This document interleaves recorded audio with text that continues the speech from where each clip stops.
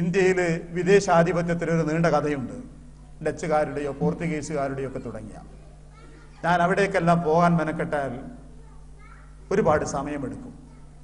പ്രധാനമായി നാം ചൂണ്ടിക്കാണിക്കുന്ന വൈദേശിക ആധിപത്യം ബ്രിട്ടീഷുകാരൻ്റെതായതുകൊണ്ട് ആ വശത്തുകൂടി ഓടിപ്പോവട്ടെ. ഞാൻ ആർക്കായിരുന്നു അവിടെ ദേശസ്നേഹത്തിന്റെ പങ്ക്, ആരാണ് അവിടെ പങ്ക് വഹിച്ചത് എന്നതിനെ കുറിച്ചൊരു പരിശോധന. 1612 ഇന്ത്യയിൽ ആദ്യമായി ഈസ്റ്റ് ഇന്ത്യ കമ്പനി സ്ഥാപിതമാകുന്നത്. അവർ വന്നത് എന്തിനാണെന്നൊക്കെ പഠിച്ചവരാ നിങ്ങൾ. അന്നും ഇന്ത്യയുടെ ഭരണം മുഗളന്മാരുടെ കയ്യിലാണ്. ഇന്ത്യയുടെ ഭരണം ജഹാംഗീറാണ് അന്നത്തെ മുഗൾ ചക്രവർത്തി. ജഹാംഗീർ ചക്രവർത്തിയോട് സമ്മതം വാങ്ങിയിട്ടാണ് ഈസ്റ്റ് ഇന്ത്യ കമ്പനി ഇന്ത്യയിൽ തുടങ്ങുന്നത്, തികച്ചും വ്യാപാരപരമായ ആവശ്യത്തിന് വേണ്ടി.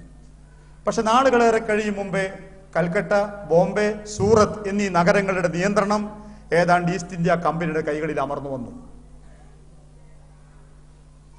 ഈ അപകടകരമായ രംഗത്തെക്കുറിച്ച് ആദ്യം സംസാരിച്ചത് ആരാണെന്നറിയോ? ചരിത്ര രേഖകളെ ആർക്കും മാറ്റി എഴുതാനോ തള്ളാനോ പറ്റില്ല. ഇന്ത്യയിലെ മുസ്ലിങ്ങളുടെ നേതാവായ കണ്ട പരിഷ്കർത്താവായ പണ്ഡിതനുണ്ട്, ഷാ വലിയുല്ലാഹി ദഹ്ലവി റഹ്മത്തുള്ളാഹി അലൈഹി. ഒരു ക്രൈസ്തവ നേതാവും സംസാരിച്ചില്ല, ഒരു പാർസി നേതാവ് സംസാരിച്ചില്ല, ഒരു ഹൈന്ദവ ബ്രാഹ്മണ നേതാവ് സംസാരിച്ചില്ല ഈ ബ്രിട്ടീഷ് ആധിപത്യത്തിനെതിരെ. അതിനെതിരെ ആദ്യമായി സംസാരിക്കുകയും ഇതിനെതിരെ ജിഹാദിന് സമയമായിരിക്കുന്നു എന്ന് ഫത്വ കൊടുക്കുകയും ചെയ്തത് ഷാ വലിയുല്ലാഹി ദഹ്ലവിയാണ് 1612 കാലഘട്ടങ്ങളിൽ. ആദ്യമായി അതിനൊരുങ്ങുന്നു. കാലം കടന്നു വന്നു. 1757 കാലഘട്ടങ്ങളിൽ ബംഗാൾ പ്രവിശ്യയെ പിടിച്ചടക്കാനുള്ള എല്ലാ ശ്രമങ്ങളും നടത്തിയപ്പോൾ അവിടെ ഭരിച്ചിരുന്ന സിറാജുദ്ദൗല ചക്രവർത്തി സുൽത്താൻ ആ ഭാഗത്തേക്കുള്ള അധികാരം കൈയടക്കാനുള്ള എതിർത്തു നിന്നു ബ്രിട്ടീഷുകാരെ. ഒടുവിൽ 1757 പ്ലാസി യുദ്ധത്തിൽ ആവശ്യമായ പിന്തുണകൾ ലഭിക്കാതെ സിറാജുദ്ദൗല പരാജയപ്പെടുമ്പോഴാണ് ബംഗാൾ ഇവരുടെ കൈകളിലേക്ക് പോകുന്നത്. 1799 കാലഘട്ടങ്ങളിൽ പിന്നീട് ടിപ്പു സുൽത്താനെയാണ് നാം കാണുന്നത്.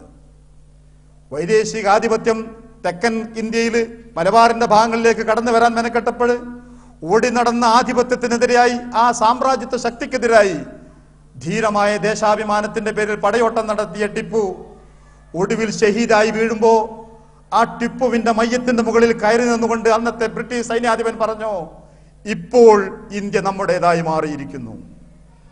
ഇതാ ഈ സമയം ഇന്ത്യ ബ്രിട്ടീഷുകാരൻ്റെതായിരിക്കുന്നു. എന്താണ് ആ വരികളുടെ അർത്ഥം എന്നറിയോ? ഇന്ത്യയിലെ ബ്രിട്ടീഷ് ആധിപത്യത്തെ എതിർക്കാൻ പറ്റുന്ന ചുണയുള്ള ആണുങ്ങൾ, ചുണയുള്ള ചരിത്ര പുരുഷന്മാർ ഇന്ത്യയിൽ അവശേഷിക്കുന്നില്ല. അതിലാകെ ഉണ്ടായിരുന്ന ഒരു തരി അതിതാ ഇവിടെ ഷഹീദായി തീർന്നിരിക്കുന്നു. കാലം കടന്നുപോയി. 1803 വന്നു. 1803 മുഗള ഭരണം തന്നെയാണ് നടക്കുന്നത്. ബ്രിട്ടീഷുകാരനാണ് കാര്യങ്ങൾ കൈയാളുന്നതെന്ന് മാത്രം. 1803 ആദ്യമായി തീട്ടൂരം സർക്കാരിന്റെ ഉത്തരവ് വന്നത്. അള്ളാഹുവിന്റെ നാമത്തിൽ, മുഗൾ ചക്രവർത്തിയുടെ നാമത്തിൽ ഈസ്റ്റ് ഇന്ത്യ കമ്പനിയുടെ അനുവാദത്തോടു കൂടി വിളംബരം നടത്തുന്നത് എന്ന വാക്ക്. അതായത് 1803 ഈസ്റ്റ് ഇന്ത്യ കമ്പനി നേർക്ക് നേരെ ബ്രിട്ടീഷ് ആധിപത്യത്തിന്റെ സ്വരത്തിൽ ഇന്ത്യയൊട്ടുക്കും സംസാരിക്കാൻ മെനക്കെടുന്നത്. ഈ സമയത്ത് ഇതൊരു കയ്യേറ്റമാണ്, ഇത് ദേശസ്നേഹത്തിനെതിരാണ് എന്ന് തിരിച്ചറിഞ്ഞുകൊണ്ട് അതിനെതിരെ ഇന്ത്യയിലെ മുസൽമാനോടും മുസ്ലിമേതര ശക്തികളോടും സംസാരിക്കാൻ മെനക്കെട്ട ആരാണെന്നറിയാമോ? ഇന്ത്യക്കൊരിക്കലും മറക്കാൻ കഴിയാത്ത മറ്റൊരു സ്മര്യ പുരുഷനുണ്ട്, ഒരു പരിഷ്കർത്താവായ പണ്ഡിതൻ, ഷാ അബ്ദുൽ അസീസ്, മൗലാന ഷാ അബ്ദുൽ അസീസ്. സത്യത്തിൽ ഞാൻ ചെയ്യേണ്ടത് ഇവരെ കുറിച്ചൊക്കെ കുറെ കുറിപ്പുകൾ പറഞ്ഞു പോവണം.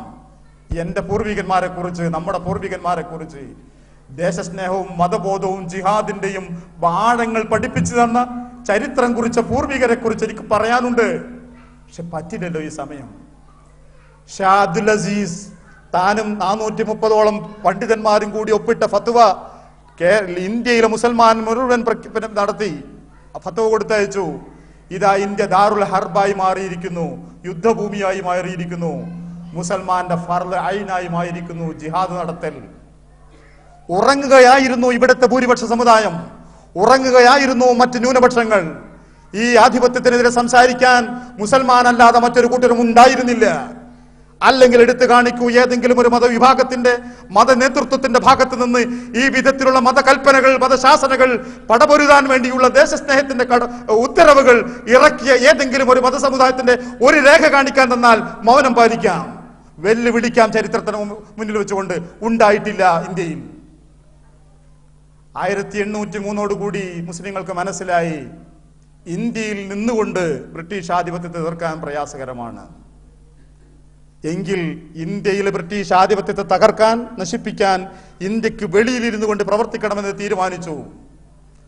അഫ്ഗാനിസ്ഥാനിലെ കന്ദഹാറിൽ സിഖുകാരനും പ്രധാനമന്ത്രിയും മുസ്ലിമിനെ പ്രസിഡന്റുമായിക്കൊണ്ടൊരു ഇസ്ലാമിക രാഷ്ട്രം പ്രഖ്യാപിച്ചു. 1803 ശേഷം ആരാ നേതൃത്വം കൊടുത്തത്?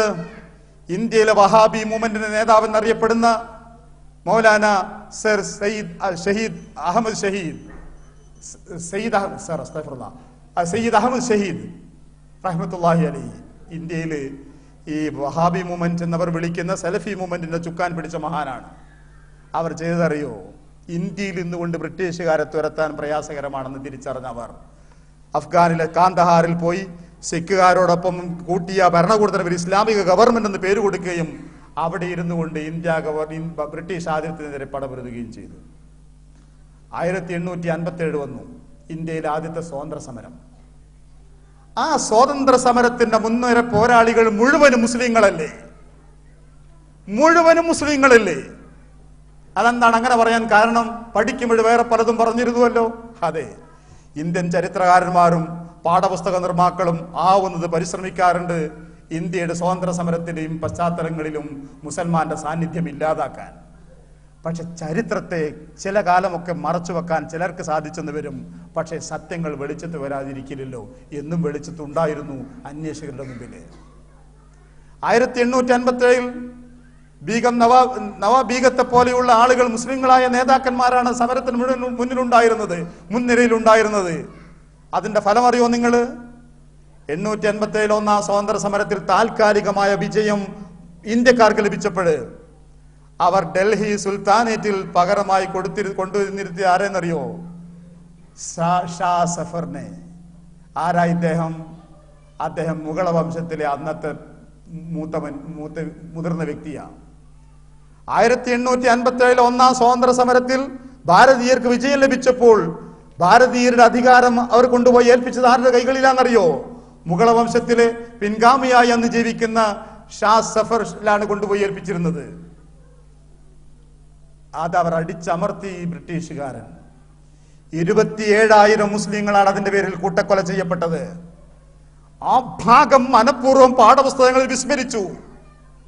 27,000 മുസ്ലിങ്ങൾ അതിന്റെ പേരിൽ കൂട്ടക്കൊല ചെയ്തു എന്ന് ബ്രിട്ടീഷുകാരൻ സമ്മതിച്ച കണക്കാ. ഷാ സഫറിനെ റങ്കൂണിലേക്ക് നാടുകടത്തി. പുറമെ ഉണ്ടായ തേർവാഴ്ചകൾ അതിലപ്പുറം. 1857 ഈ ഒന്നാം സ്വാതന്ത്ര്യ സമരം മുസൽമാനെ ഒരു പാഠം പഠിപ്പിച്ചു.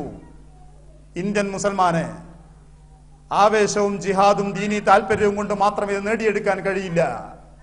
ഭൗതികമായ വിദ്യാഭ്യാസവും മതപരമായ വിദ്യാഭ്യാസവും നൽകപ്പെട്ട ഒരു സമൂഹത്തിന് മാത്രമേ നേട്ടങ്ങൾ ഉണ്ടാക്കാൻ കഴിയൂ എന്ന് തിരിച്ചറിഞ്ഞവർ 57 ശേഷം സ്ഥാപനങ്ങൾ ഉണ്ടാക്കാനും വിദ്യാഭ്യാസ ഭാഗങ്ങളിലേക്കും തീവ്രമായി ശ്രമിച്ചു. ദയൂബന്ദിര ദാറുലുലൂം പോലെയുള്ള സ്ഥാപനങ്ങളുണ്ടായി.